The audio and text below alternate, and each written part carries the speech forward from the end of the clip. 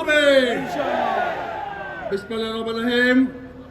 আজকের মাননীয় সভাপতি, উপস্থিত জাতীয় নেতৃবৃন্দ, প্রিয় মা সংগ্রামী ভাইয়ের আমার, আজকে আপনি দেখেছেন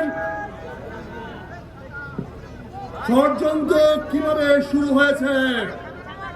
আজকে সকাল 9টায় দেখলাম মাননীয় প্রধানমন্ত্রীর পিছনে তার সহায়ক ডক্টর ইউনূস সাহেব ব্যাগ নিয়ে পিছনে ঘুরঘুর করছেন। তার মানে আমার ভাই যে বলেছেন নির্বাচন ইঞ্জিনিয়ারিং করে এই সরকারকে ক্ষমতায় বসিয়েছিলেন ডক্টর ইউনূস, আজকে তার প্রমাণ আমরা দেখেছি। আজকে আমার মঞ্জু ভাইকে মনে করে দিতে চাই, মঞ্জু ভাই জেলে যাওয়ার আগের দিন আমরা বলেছিলাম যদি রাজপথে শক্তি দেখাতে পারেন তাহলে পতন অবশ্যই হবে। মঞ্জু ভাই নিশ্চয় মনে আছে।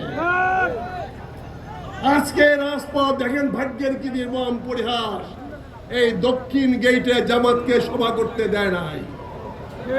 আজকে আওয়ামী লীগ কোথায়? আজকে আওয়ামী লীগ কোথায় গেলে? আজকে সারা গুলিস্তান চত্বর ভরে গেছে, আওয়ামী লীগের টিকিটিও নাই। আজ থেকে এখানেই হবে জামাতের প্রতিটা মিটিং। এটি আমার আবেদন, এটি আমার নিবেদন। ইসলামী শক্তি উত্থান হবে বাইতুল মোকাররমের দক্ষিণ গেট থেকে। লড়াইয়ের জন্য প্রস্তুত দেন। আসসালামু আলাইকুম।